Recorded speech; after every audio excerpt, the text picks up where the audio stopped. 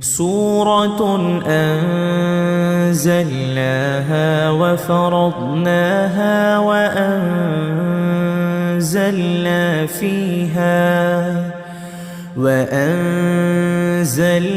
فيها آيات بينات لعلكم تذكرون.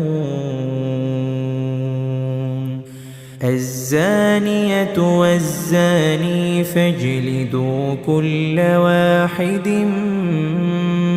منهما 100 جلدة ولا تأخذكم بهما رأفة في دين الله إن كنتم تؤمنون بالله